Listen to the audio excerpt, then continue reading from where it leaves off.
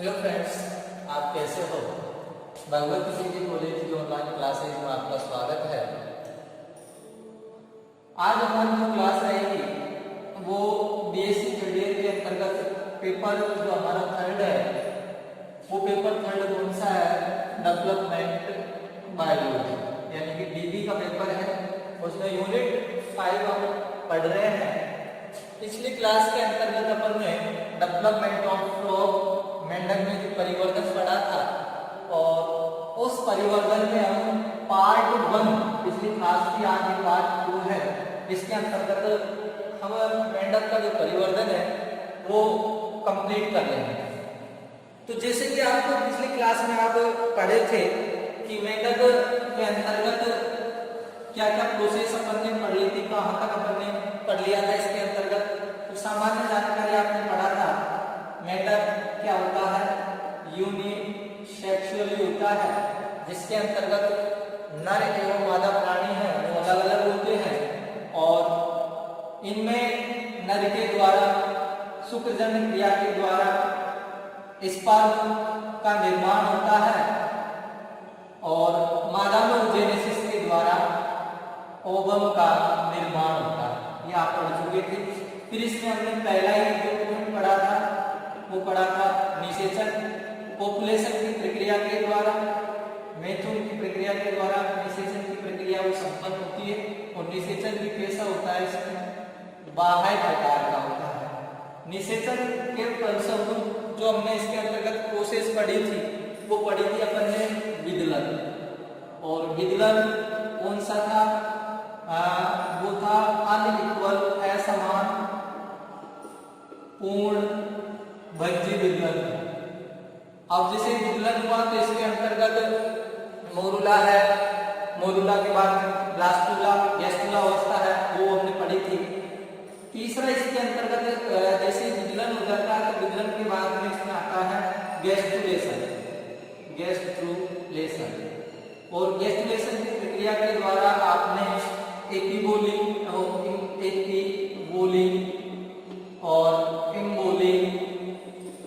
और इम्बोली के अंतर्गत भी आपने दो पढ़ी थी।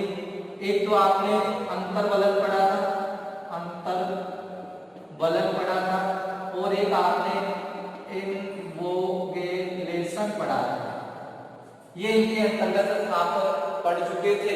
उसके बाद में हमारा आज चौथा जो टॉपिक रहेगा वो रहेगा पोस्ट गैस्ट्रुलेशन। ये आज हमको पढ़ना है।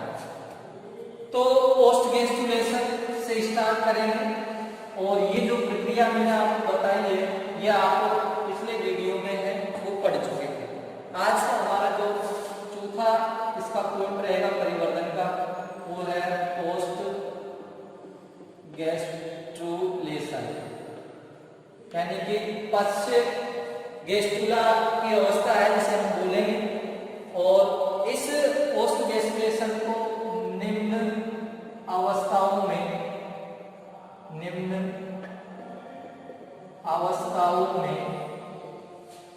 या अपन कह सकते हैं इसके अंतर्गत निम्न अवस्थाओं में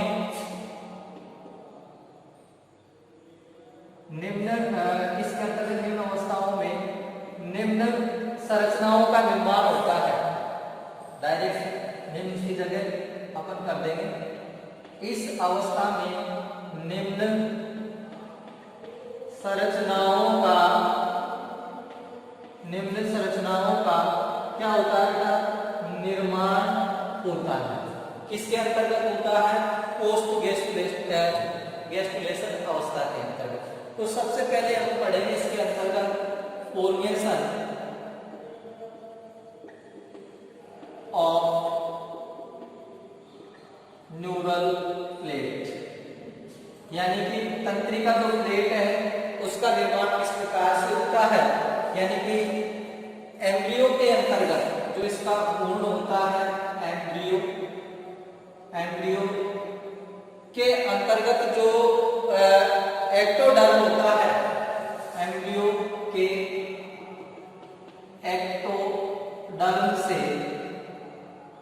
एक्टोडर्म से एक प्लेट का निर्माण होता है।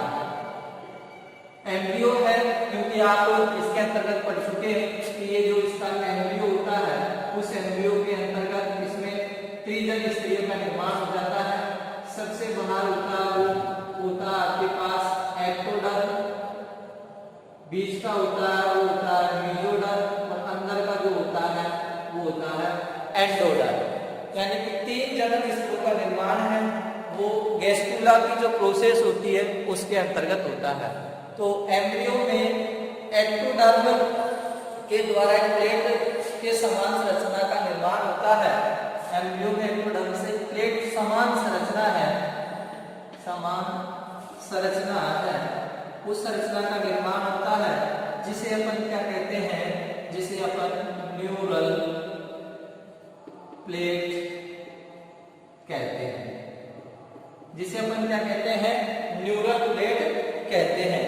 और न्यूरल प्लेट में फोल्ड की प्रोसेस होती है, जिसे न्यूरल प्लेट है। ये न्यूरल प्लेट क्या होती है, धीरे धीरे बलित होती है, जिसे फोल्ड कहते हैं। और उन फोल्डों को न्यूरल फोल्ड बोलते हैं।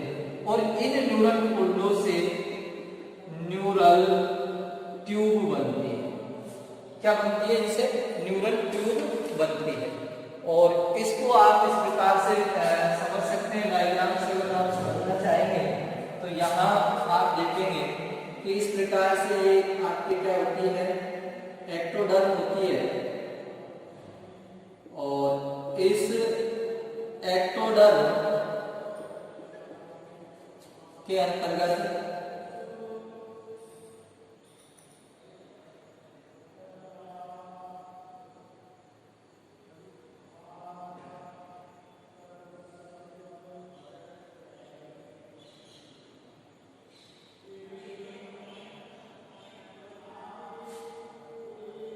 इस एक्टोडर्म के अंतर्गत ये एक प्लेट का निर्माण होता है।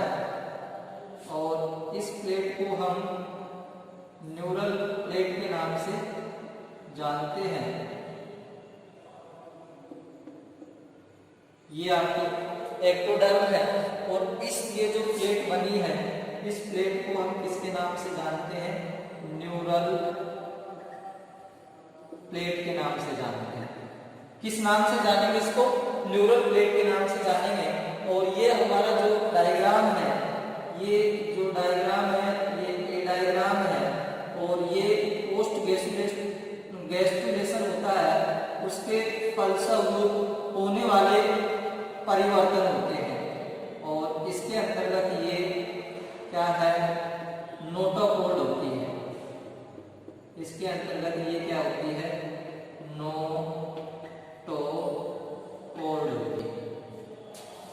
अब इसमें धीरे धीरे क्या प्रोसेस होती है, इसमें न्यूरल ग्रोव और न्यूरल खांच बनती है। तो दूसरी इसकी प्रोसेस के अंतर्गत ये इस प्रकार से एक्टोडर्म है। और उस एक्टोडर्म के अंतर्गत इस प्रकार से ये एक ग्रोव की प्रोसेस में जाती है। और ग्रोव की प्रोसेस में जैसे ही जाती है तो इससे के द्वारा एक न्यूरल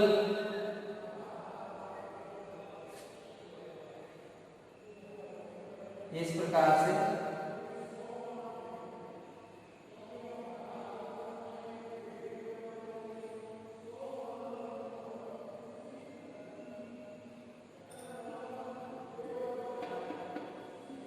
ये जो बना है इसको हम न्यूरल ग्रोव, ये तो कहलाता है न्यूरल ग्रोव। ग्रोव का मतलब होता है खांच। और इसको हम बोलते हैं न्यूरल फोल्ड, यानी कि तंत्रिका बलन। ये एक्टोडर्म होता है। और यहाँ इस प्रकार से ऐसी क्या होती है, इसमें नोटोकॉर्ड होती है। ये इसके अंतर्गत ऐसी क्या होती है भाई, नोटोकॉर्ड होती है। और नोटोकॉर्ड का हम फॉर्मेशन भी बताएंगे। इसकी सेकेंड प्रोसेस है, जिसका जो निर्माण होता है वो मेसोडर्मल सेल से होता है। कोर्डो मेसोडर्मल सेल्स होती है, उनसे किसका निर्माण होता है, नोटाकोड का निर्माण होता है। उसके बाद में जो सी होगा, उस सी के अंतर्गत क्या होता है कि ये जो सेल्स होती है, ये जो सेल्स होगी ये इस प्रकार से व्यवस्थित होगी और व्यवस्थित होने के साथ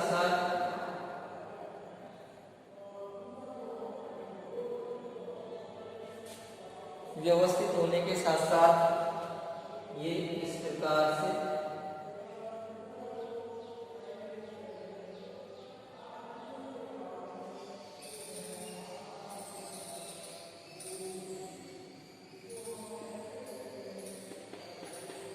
ये तंत्रिका कलर बन जाता है। ये पूरा इस प्रकार से मतलब कवर हो जाता है ये। और उसके बाद में ये जो न्यूरल ट्यूब है ये यहाँ से मतलब क्या हो जाएगी, अलग हो जाती है, यानी कि सी। और इसके अंतर्गत ये वही, इसके अंतर्गत क्या होता है, ये नोटोकोड होता है। ये क्या है, नोटोकोड है और इसका ये सी टाइप है। उसके बाद में जो इसमें परिवर्तन होता है, अच्छा इसको यहाँ बताता हूँ मैं। इसके बाद में जो परिवर्तन होगा वो इस प्रकार से इसके अंतर्गत परिवर्तन होगा, यानी कि ये जो सेल है, कौन सी, ये एक्टोडर्म की जो सेल है यहाँ से ये अलग हो जाता है और ये तो बन जाती है वही एक्टोडर्म। और ये जो आपके बना है ये बन जाती है इस प्रकार से न्यूरल ट्यूब। और ये इसको बोलते हैं अपन न्यूरोसेल। और ये इस प्रकार से बनती है और ये क्या बनाती है आपके, ये न्यूरल ट्यूब होती है। और वो इधर की ओर क्या होता है इसका, वही नोटाकोड होता है। और ये यहाँ पर पेशीय ऊतक वगैरह, कनेक्टिव टिश्यू वगैरह है वो पाए जाते हैं। इसके चारों तरफ संयोजी ऊतक है वो पाए जाएंगे। यहाँ पर ये चारों तरफ है, ये संयोजी ऊतक यहाँ चारों तरफ पाए जाते हैं। इसको अपन न्यूरोसेल कहते हैं। और ये जो बनता है इसको हम किसके नाम से जानते हैं, न्यूरल ट्यूब के नाम से इसको हम जानेंगे। अब आपके पास जो आता है गोलीय संरचना बन जाती है जिसको हम न्यूरल ट्यूब बोलते हैं। ये तो न्यूरोसेल हुआ, इसको बोलते हैं हम न्यूरल ट्यूब। तो ये इसके अंतर्गत हुआ फॉर्मेशन ऑफ न्यूरल प्लेट। तो न्यूरल प्लेट का फॉर्मेशन क्या होता है, एक्टोडर्म की जो सेल्स होती है वो क्या हो जाती है, एक चपटे आकार में क्या हो जाती है, व्यवस्थित हो जाती है, जिनको हम किसके नाम से जानेंगे, न्यूरल प्लेट के नाम से। सेकंड जो इसके अंतर्गत वो टाइप आता है वो आता है फॉर्मेशन ऑफ न्यूरल ट्यूब। अब इस न्यूरल ट्यूब का फॉर्मेशन कैसे होता है कि न्यूरल प्लेट जो होती है वो एक ग्लोब यानी कि खांच बनाती है। और वो खांच कैसे बनेगी, जब इसके अंतर्गत वलन की प्रोसेस होती है, फोल्डन की प्रोसेस होती है और धीरे धीरे ये खांच होती है वो क्या है, नीचे बढ़ती जाती है। फिर उसके बाद में ये खांच है इनसे क्या हो जाती है, अलग हो जाती है, एक्टोडर्म बिल्कुल अलग हो जाती है। और ये जो बनती है इसको न्यूरल ट्यूब बोलते हैं। और इसके मध्य में जो गुहा होती है उसको न्यूरोसेल के नाम से जाना जाता है। तो पोस्ट गैस्ट्रुलेशन के अंतर्गत formation of neural plate, formation of neural tube, यानी कि दो का के अंतर्गत क्या होता है, निर्माण होता है। इसके बाद में पोस्ट गैस्ट्रुलेशन के अंतर्गत दो और का निर्माण होगा जिसको हम बोलते हैं फॉर्मेशन ऑफ नोटाकोड और फॉर्मेशन ऑफ प्रिमिटिव इंटेस्टाइन। इनका निर्माण भी इसके अंतर्गत होता है। तो सेकंड और उसके बाद में थर्ड जो आता है वो आता है इसमें फॉर्मेशन ऑफ नोटाकोड। तो नोटाकोड है, उस नोटाकोड का फॉर्मेशन किसके द्वारा होता है, कोर्डोमीजोडर्मल सेल्स होती है उनके द्वारा इनका निर्माण होता है। एक मोटी छड़ समान अवस्था बन जाती है, यानी कि इनका जो निर्माण होगा वो होता है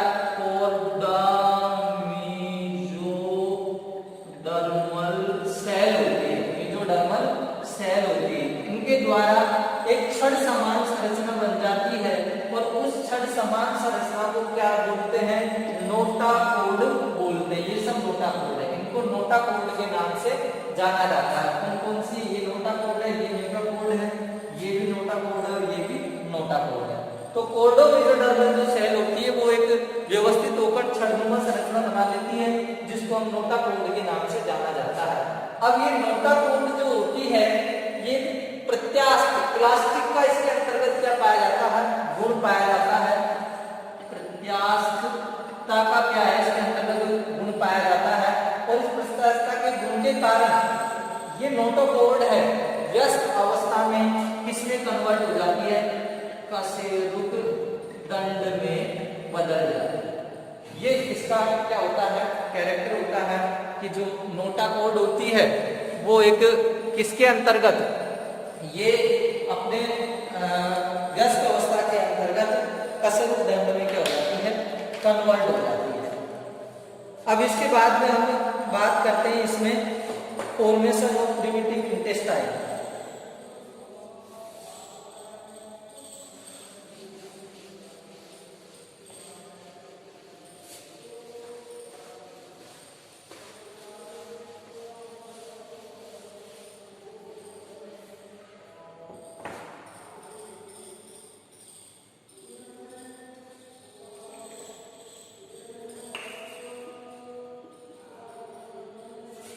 फॉर्मेशन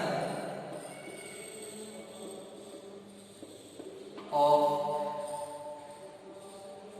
प्रिमिटिव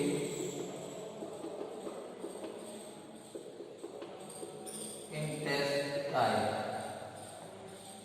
यानी कि इसको आदि रेखा आंत्र, यानी कि आंत्र है उसका निर्माण किस प्रकार से होता है, तो इसमें कुछ भी नहीं है। जो एम्ब्रियो है, एम्ब्रियो में पाई जाने वाली एंडोडर्मल सेल, एंडोडर्मल सेल जो होती है वो सेल से क्या होती है, एक गुहा का निर्माण करती है। एक गुहा है, उस गुहा का क्या करती है, निर्माण करती है और उस गुहा का जो निर्माण होता है इसे ही हम क्या कहते हैं, प्रिमिटिव इंटेस्टाइन कहते हैं। यानी कि एंडोडर्मल सेल होती है जो व्यवस्थित होकर एक गुहा का निर्माण कर लेती है और उस गुहा को हम प्रिमिटिव इंटेस्टाइन के नाम से जानते हैं। तो ये पोस्ट गैस्ट्रुलेशन के अंतर्गत जो आपके फॉर्मेशन ऑफ न्यूरल प्लेट है, फॉर्मेशन ऑफ न्यूरल ट्यूब है, फॉर्मेशन ऑफ नोटाकोड है, फॉर्मेशन ऑफ प्रिमिटिव इंटेस्टाइन है। यानी कि आप इनको दोनों को एक पार्ट में मैंने पीडीएफ में दे रखा है, तो इसे आपको मैंने अलग अलग इसमें बता दिया है। तो यहाँ पर क्या है, ये 4 पार्ट में हो जाता है और उन पीडीएफ के अंतर्गत 3 में किया गया है, क्योंकि इन दोनों पार्टों को एक में ही मैंने बताया है। अब हम आगे की ओर जैसे ही बढ़ते हैं तो इसके अंतर्गत फॉर्मेशन ऑफ टेल वर्ड का होता है। एक बार आपको मैं इसमें भी बता देता हूँ, इसके जो डायग्राम है उससे मैं बता देता हूँ कि अब आपका जो गैस्ट्रुला है वो कैसा हो गया है। तो देखेंगे आपका जो गैस्ट्रुला है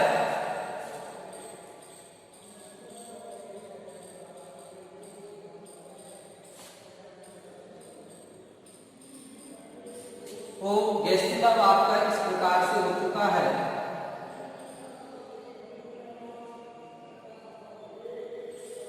एक मिनट, इसमें ये आपको इस प्रकार से सेल है वो क्या करनी है, व्यवस्थित करनी है।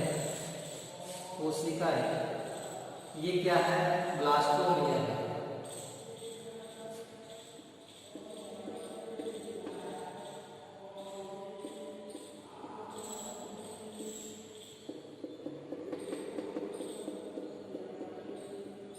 ये ब्लास्टोमिया है। इसके बाद में इसमें यहाँ पर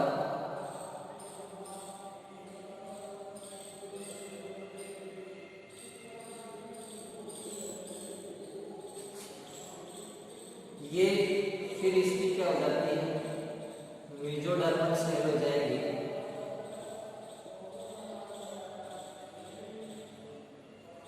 प्रकार से इसमें आकर कनेक्ट हो जाती है।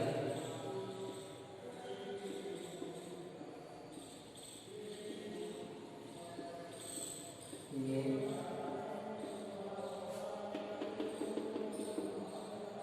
इसको जो अपन ने कहा है इसको न्यूरल फोल्ड के नाम से जाना जाता है। ये जो है ये है न्यूरल फोल्ड, और यहाँ पर है ये क्या है, नोटोकॉर्ड है, और ये जो निर्माण होता है वो होता है न्यूरल प्लेट का।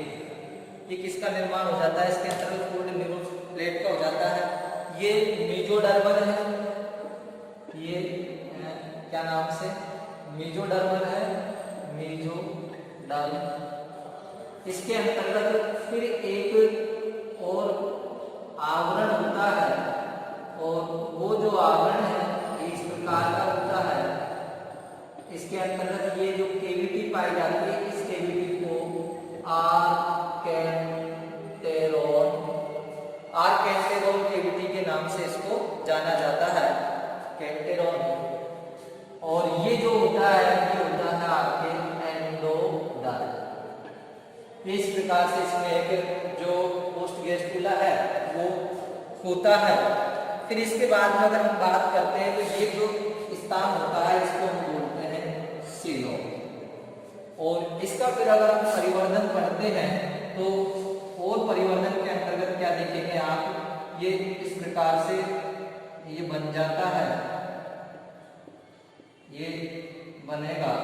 और ये जो बनेगा वो क्या है, इसका सबसे बाहरी लेयर होता है, और इस बाहरी लेयर को हम किसके नाम से जानते हैं, ये तो आपका हो जाता है एपिडर्मिस, एपिडर्मिस।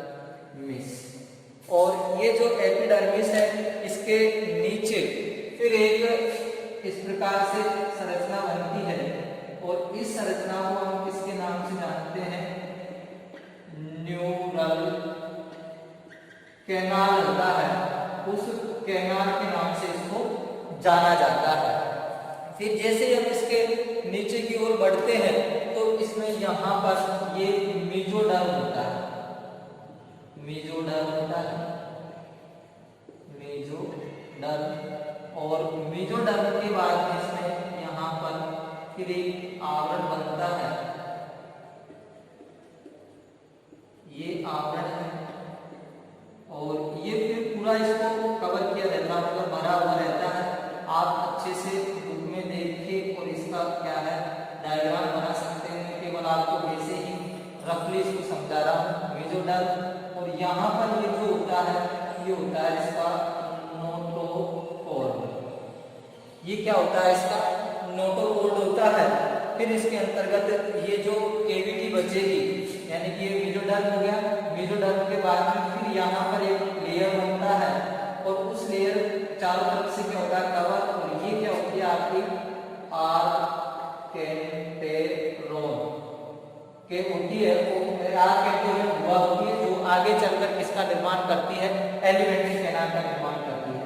और ये क्या होती है आपके पास एंडोडर्म होती है। तो इस प्रकार से काफी सेल से मिलकर क्या होती है, बनी हुई संरचना होती है। और इन बनी हुई संरचनाओं को अपन क्या है गैस्ट्रुला के नाम से जाना जाता है। और ये पोस्ट गैस्ट्रुला है जिसके अंतर्गत ये परिवर्तन होते हैं। 4 हो गया। अब हमारा जो 5वां आता है वो 5वां हम अगर परिवर्तन करते हैं तो उसके अंतर्गत है फॉर्मेशन ऑफ टेलोपर, यानी कि ये आपको अच्छे से समझ में आ जाना चाहिए। और डायग्राम आप अच्छे से आप बुक से इसमें देख सकते हैं, कुछ नहीं है, बाकी काफ़ी सारी जो सेल्स होती है उनका अरेंजमेंट होता है, डायग्राम में काफ़ी टाइम लगता है इसमें। अब हमारा 5वां है फॉर्मेशन ऑफ टेलोपर, फॉर्मेशन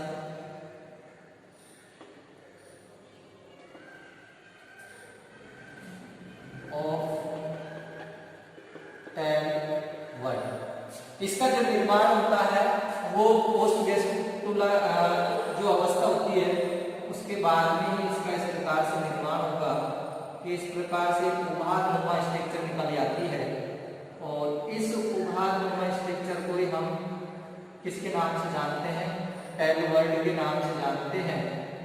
ये है टेल वर्ड और ये इस प्रकार से इसमें ये गिल्स होते हैं। तो अब आप इधर ध्यान देंगे इसके अंतर्गत यानी कि पोस्ट गैस्ट्रुलेशन के पश्चात एम्ब्रियो के पश्च भाग से एक छोटी यानी कि आप लिख सकते हैं इसमें पोस्ट गैस्ट्रुलेशन के पश्चात एम्ब्रियो के पश्च भाग से, जो एम्ब्रियो है उस एम्ब्रियो के पश्च भाग से, एम्ब्रियो के पश्च भाग से एक उभारनुमा संरचना का निर्माण होता है। एक उभारनुमा संरचना का निर्माण होता है जिसे अपन क्या कहते हैं? टेल बड कहते हैं। जो टेल बड के द्वारा लार्वा में टेल का निर्माण होता है। ये जो टेल बड होती है इससे जो मतलब आगे की जो अवस्था होती है वो लार्वा अवस्था होती है और इस लार्वा अवस्था के अंतर्गत इस टेल बड से टेल का निर्माण होता है जिसे हम पुच्छ कहते हैं। क्योंकि जो मेंढक है, मेंढक के अंतर्गत लार्वा अवस्था पाई जाती है और उसको कहा जाता है टेडपोल लार्वा। इस लार्वा में क्या एडेप्टेशन होते हैं? इसमें पुच्छ पाई जाएगी जो मतलब तैरने का कार्य करता है और तैरने के साथ साथ ही ये श्वसन है वो गिल्स के द्वारा करता है। तो ये पांचवा हो गया हमारा फॉर्मेशन टेल वर्ड। छठा जो इसके अंतर्गत है वो है हैचिंग। हैचिंग के अंतर्गत क्या होगा? अब ये जो पोस्ट गैस्ट्रुलेशन अवस्था या जो आपके टेल वर्ड बनी है इस एम्ब्रियो के चारों ओर पाया जाने वाला जो आवरण होता है यानी कि ये जो घूर्ण होता है एम्ब्रियो, इसके अंतर्गत ये जो संरचना होती है ये चारों ओर से क्या होता है? कवर रहता है। इसके अंतर्गत जो आवरण होता है और वो आवरण क्या होता है? हट जाता है और ये हटने की जो प्रोसेस होती है ये हैचिंग, इसको बोला जाता है स्फुटन। स्फुटन के नाम से भी इसको जाना जाता है। तो ये आवरण हटना ही क्या कहलाता है? हैचिंग कहलाता है। उसके फलस्वरूप जो अवस्था निकलती है उसको हम क्या कहते हैं? लार्वा कहते हैं। और ये जो लार्वा होता है इसका नाम होता है टेडपोल, जो कि एक स्थल में ना रहकर जल के अंतर्गत रहता है और इसमें जल में रहने के लिए क्या है? कुछ एडेप्टेशन पाए जाते हैं और वो एडेप्टेशन कौन से हैं कि मैं यहाँ लिख सकता हूँ। लार्वा के अनुकूलन, अनुकूलन क्या अनुकूलन है? एक तो इनके अंतर्गत क्या है भाई? गिल्स पाए जाते हैं, ये अनुकूलन होता है। दूसरा इनके अंतर्गत क्या पाई जाती है? कुछ पाई जाती है जिससे क्या करते हैं? तैरते हैं। तीसरा इनके अंतर्गत जो एडेप्टेशन होता है वो होता है लेटरल लाइन सिस्टम। ये लेटरल लाइन सिस्टम होता है, ये संवेदनाओं को क्या करता है? ग्रहण करने का कार्य करता है। ये इसके अंतर्गत अनुकूलन है वो पाया जाता है। साथ ही ये जो जलीय माध्यम में रहता है और जलीय माध्यम में जब रहता है तो ये क्या होता है बेटा? शाकाहारी होता है। शाकाहारी का मतलब क्या है? जल में ये शैवाल है, कवक है, इनको अपने भोजन के रूप में क्या करता है? ग्रहण करता है। साथ ही मैं बात करता हूँ जल में ये अमोनिया का क्या करता है? निष्कासन करता है, इसलिए इसको अमोनोटेलिक प्राणी के नाम से भी जाना जाता है। अमोनोटेलिक प्राणी के नाम से भी जाना जाता है। लेकिन जैसे ही ये लार्वा अवस्था से बाहर निकल के आता है तो व्यस्क में जैसे ही परिवर्तित होता है तो ये यूरिया का निष्कासन करने लग जाता है। जब एक कंप्लीट मेंढक बन जाता है जो स्थल में भी रह सकता है और जल में भी रह सकता है। तो ये इसके क्या है? अनुकूलन की क्या है? कुछ विशेषताएं होती है। एक विशेषता हम लिख सकते हैं, इनका जो शरीर होता है वो सिर, वक्ष व पुच्छ में क्या रहता है? डिवाइड रहता है। ये इसके लार्वा के क्या है? अनुकूलन। तो ये इस प्रकार से इसका परिवर्तन हो गया। अब कल हम क्या पढ़ने वाले हैं? नेक्स्ट पार्ट के अंतर्गत मेटामॉर्फोसिस। और मेटामॉर्फोसिस के अंतर्गत क्या होता है बेटा, कायांतरण जिसको बोलते हैं। और कायांतरण में क्या होगा, छोटा सा टॉपिक है ये, जिसमें क्या है कि जो लार्वा अवस्था है वो एडल्ट यानी कि वयस्क में परिवर्तित होती है। और ये इसके अंतर्गत दो प्रकार का कायांतरण होता है, एक तो होता है पूर्वगामी कायांतरण और एक होता है इसके अंतर्गत पश्चगामी या प्रतिगामी कायांतरण के नाम से जिसको जाना जाता है। तो ये सब चर्चा है हम कल की क्लास में करेंगे, आज की क्लास में बस इतना ही।